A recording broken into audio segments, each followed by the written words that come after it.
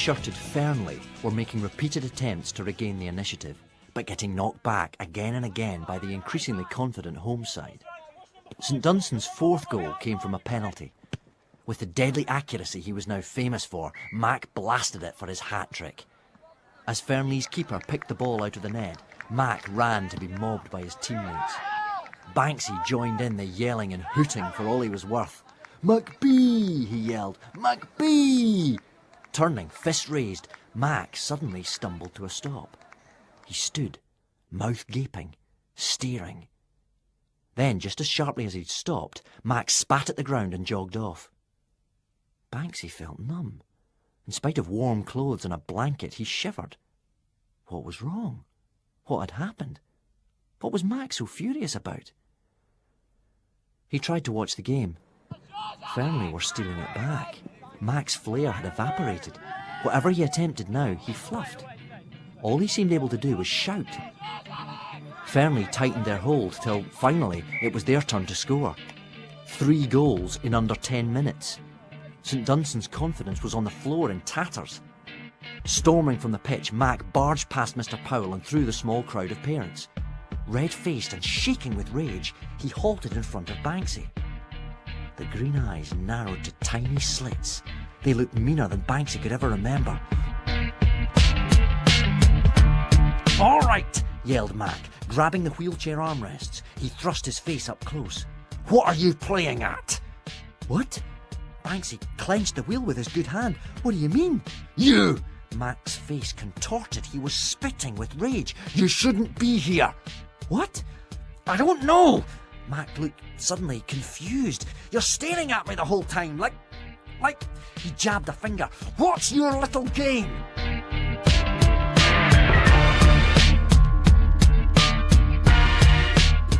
Banksy wiped his face. "What are you going on about?" Players and parents were staring. Mac snorted and tapped the side of his head. "I'm not stupid, you know." "What? You'd like to spoil my success." "What? What are you talking about?" "That's enough." Mrs McBride appeared, panting. She had apparently hurried across the pitch from where she'd been standing. She wrapped her arm round Mac's chest. "Ignore him," she said, turning to the watching parents. She chuckled. "He's just overheating." Banksy could see the tension in Mac's eyes. His knuckles were clenched as he tried to jerk himself free from his mother's grip.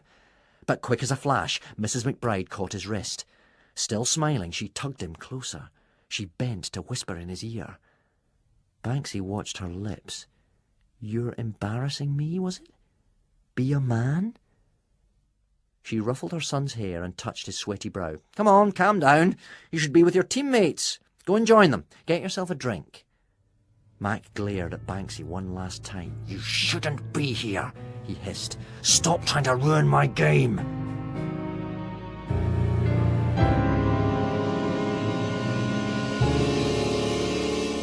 Banksy was shaking when Mr Powell came hurrying over. "I don't know what's come over MacB," he said. "Are you all right?" Banksy nodded. "Just cold. I think I'll watch the second half from the pavilion." "Everyone's missed you," said Mr Powell. He winked.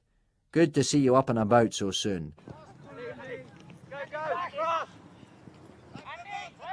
The change of fortunes in the second half was as dramatic as that of the first. Through binoculars borrowed from the groundsman, Banksy watched Mac's confidence gradually return. He witnessed a run of extraordinary success. Passes arrived straight at Mac's feet. Mac's own passes travelled exactly where intended, and time and again the referee seemed to give him the benefit of the doubt. But through Banksy's eyes, the world looked increasingly pinched and dreary. Something was wrong. Something was seriously wrong. The ugly clash with Mac on the touchline had left him feeling worse than he could remember. He shivered. There had always been little things about Mac that had unsettled him, made him uncomfortable. But now, after Mac's outburst and his mother's reaction, he was left with a deep feeling of unease. The more he replayed the scene, the more he thought about events of the past few weeks, the more his mind kept returning to the fortune-teller's prophecy. In his heart of hearts, he didn't believe prediction was possible, but there was no denying his sense of doom.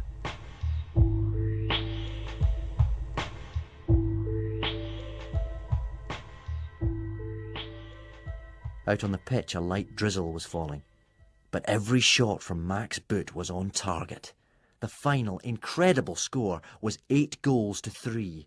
6 of St Dunstan's had been scored by Mac. The mud-covered team lifted Mac onto their shoulders as they trotted in triumph towards the pavilion. Banksy sloped off to the gates to wait for his father.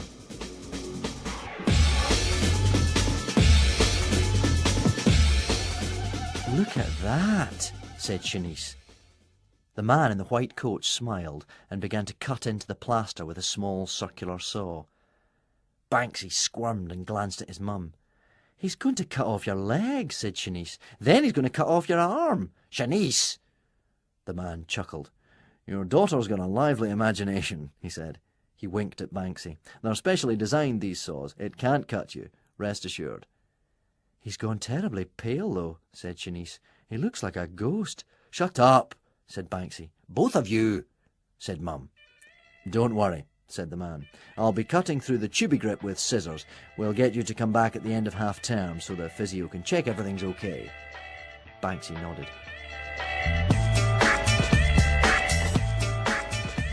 41. 42. Banksy twisted and caught the ball with the back of his heel. He ducked. The ball came over. He hit it with his right thigh. 43. With his left. 44. Heads. 45. And again. 46. Down to the left instep. A controlled tap. 47. "There doesn't appear to be much wrong with you." Banksy turned. "Mr. Powell!" "Hi." He held out his hand. Banksy flipped him the ball. "Excellent. I've just been to visit poor old Duncan. I thought I'd pop in to check how our other invalid was getting on." "What do you reckon?" Banksy raised his chin and lifted his arms as if to say, "Here I am." Taking 3 short skipping steps, he sprang, cartwheeled and flipped. "Whoa!" Mr. Powell looked shocked.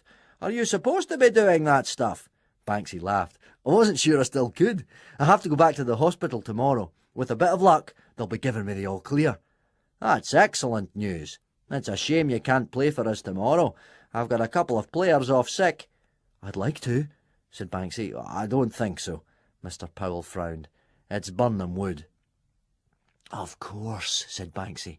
"The abandoned match. I'd love a chance to play. What if the physio says I'm fit?"